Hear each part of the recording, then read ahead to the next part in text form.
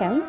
I reverted to Islam on the 19th of Ramadan, 2 Ramadans ago. The journey has been up and down for a variety of reasons, but I'm from Canada, so I've been very blessed to have a multicultural background in my friends and my family, and so I think that made me very open to being accepting of a new faith. When I grew up, I was Catholic, and my grandparents were lovely, devoted Catholic, spiritually based people who gave a very good example about how to be present in faith. And over my adult life, I sort of lost touch with religion in general, and then was lucky enough to have whisperings from God call me back into finding myself in faith again. And after searching both the Bible and a variety of different religions, then I was able to make an educated and a very conscious decision to follow Islam. I can't say that I ever had a negative image of the Prophet. I was blessed to have Muslim friends growing up in grade school here in Canada. Long ago, they were it was one of the first Muslim families to come into my area, and she quickly became one of my best friends and still is one of my good friends to this day. So learning about the Prophet's family, on the other hand, was eye-opening to me. And to think of, sometimes I reflect on the knowledge that the Prophet had of what was going to happen to his family, and it makes me sad. It makes me think, you know, as a grandfather, knowing what's going to happen to his grandchildren and their children, and it makes me astonished about his level of peace and his level of compassion and his sheer brilliant and calm nature, because for someone to be able to see that far ahead and know what was going to happen and still be willing to forgive and still be willing to fight, and it's inspiring and it amazes me. I was introduced to the stories of Karbala first through some videos by Syed Amar Naqshwani. When I was preparing to accept Islam, I had a wonderful friend suggest different lectures to look at, and one of them was the stories of Imam Ali. And I adore Imam Ali. I think that my entire life I've been seeking justice, and so when he was the first personality that I was introduced to, it solidified my faith in this religion.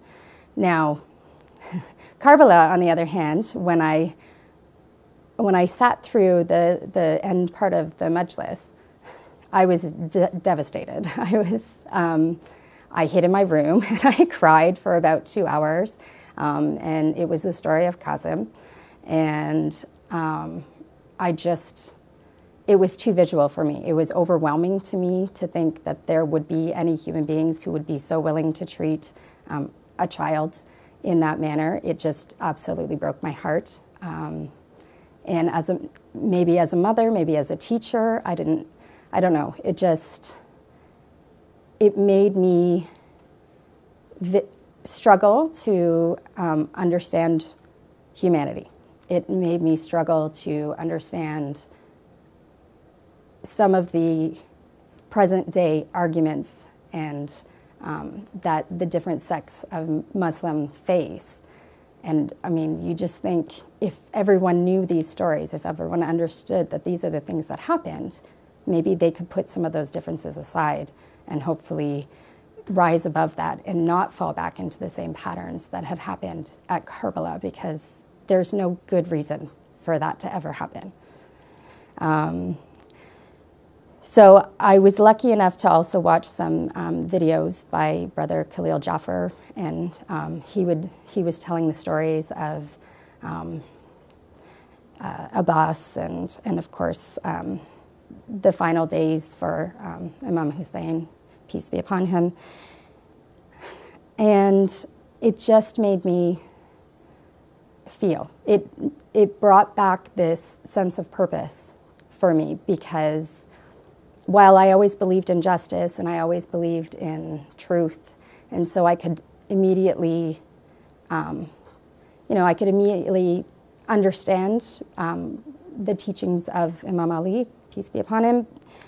When I learned about the stories of Karbala, it gave me a reason to take action. And I think that that was something I was seeking, because for him and the group of companions to have that level of courage and to know going in that the outcome, there was going to be no outcome other than what had happened.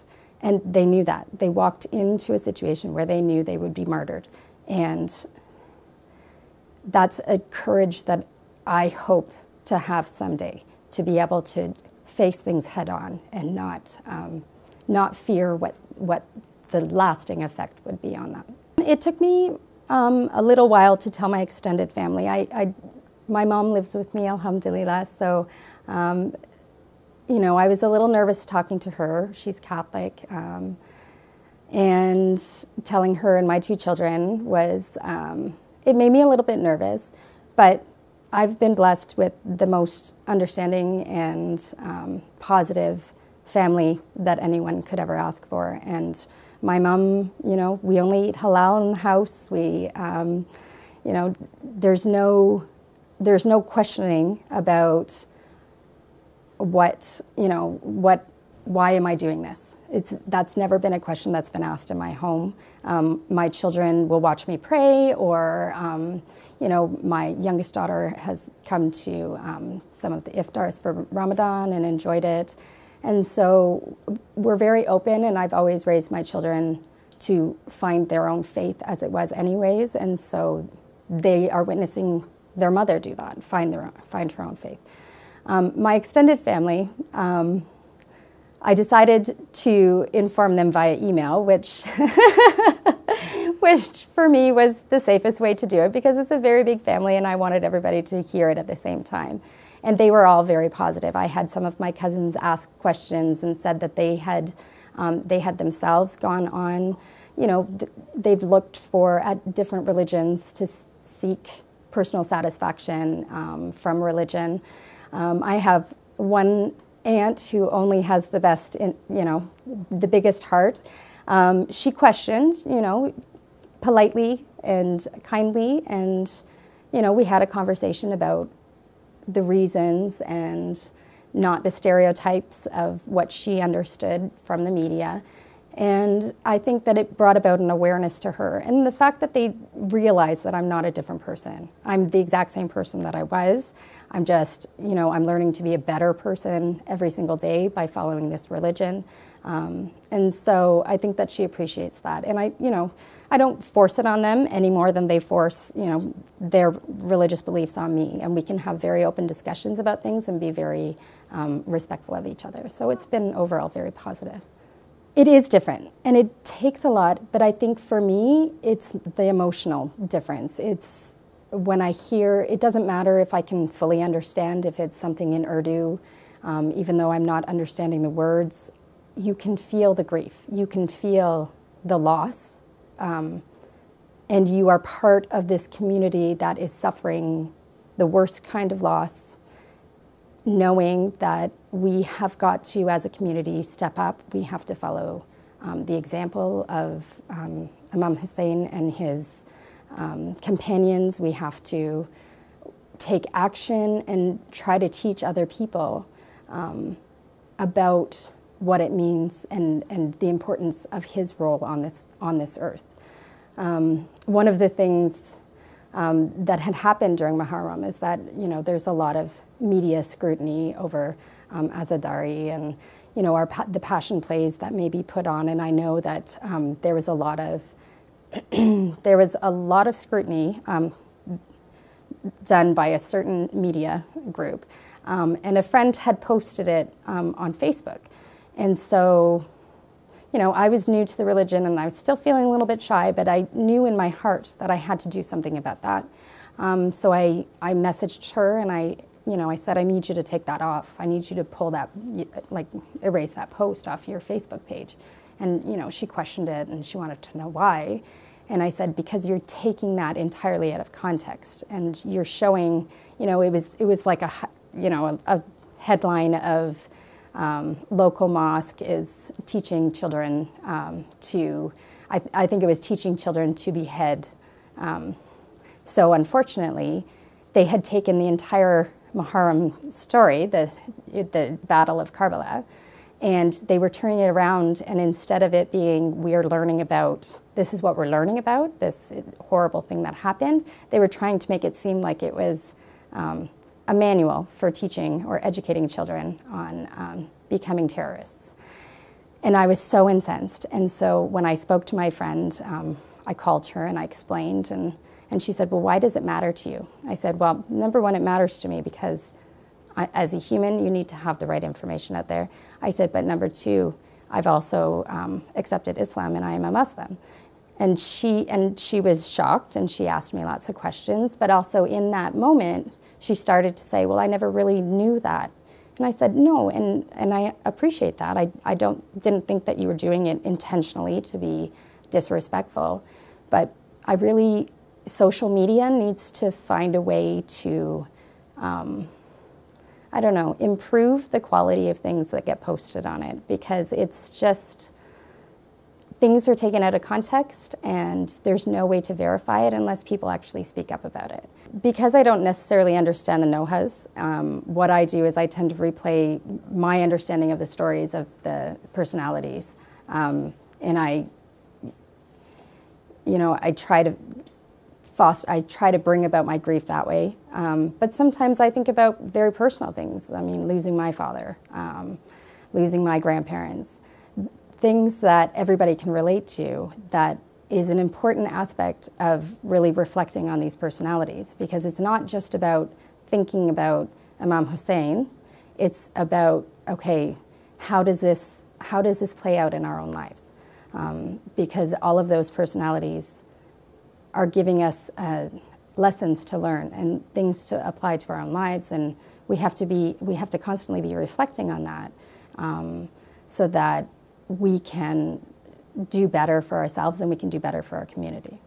So the story of Karbala, it reinforces the fact that you don't have to have a majority behind you to be successful. It reinforces that when you are on a path of truth and righteousness, that you can accomplish what you've set out to accomplish. Because Imam Hussain never went to Karbala thinking, oh, I'm going to defeat this army. He went out saying, I'm going to save Islam. And he did. And he did through his sister, and he did through the fourth Imam. And so his objective was just to stand up and show people the right way to be. And I mean, if you take that and you go with it in your own life, you know that there is something positive that's going to come out of that. And it's important for everybody. I mean, everybody should learn the stories of Karbala. One of my heartfelt commemorations is for Sakina when she lies on her father's chest, and I reflect on my own dad, and I reflect on what my children go through with myself and with their father. That story is very personal to me, so it is one that is hard for me to listen to, but I force myself to sit there and pay attention and feel that rush of emotion. So that for me is a huge point for spiritual, personal growth. On the other side, there's Zainab, and she's the closest thing that I've ever had to an actual hero, somebody that I personally every single day think, you know, if I can take something from her, if I can, you know, if I could choose to behave in a certain way or rise above the challenges that I might face in a day, then I'm being true to her. Because, you know, the 14 infallibles, we can't be that. There's no possibility for us to achieve that. But Zainab, we can do that. Every single one of us can do that. We can stand up. We can, you know, we can continue to spread the messages of the Al-Bayt, and we can continue to strive and speak out with this level of class and character that, you know, is amazing. And you just think, you know, if I could be that eloquent, if I could be, you know, that intelligent and that brave and that caring. I mean, she was caring for her family all while she's standing there being the beacon of hope for our religion.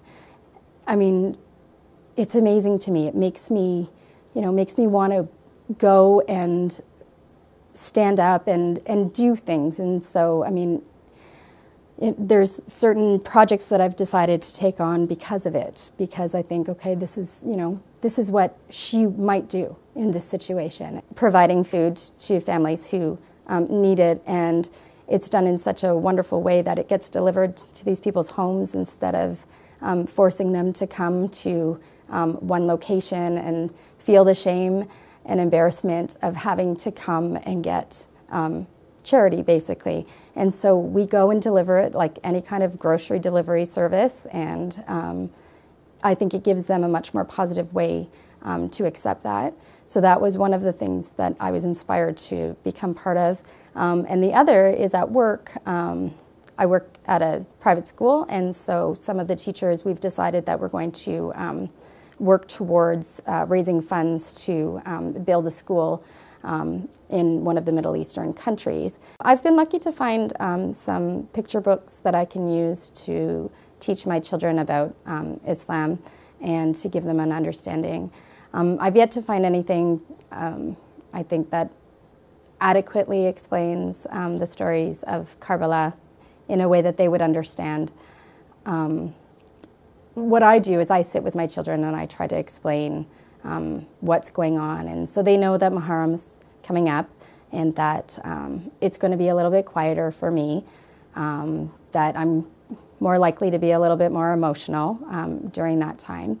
And so when they question the reasons for that, then I'll be prepared to talk to them, talk to, you know, my two girls about what it means, why we're commemorating Muharram for 10 days, and you know, the importance of the different personalities from there in a more simplistic way so that they can understand. And one of the reasons why we cry every year during Ashura is because globally the lessons haven't been learned.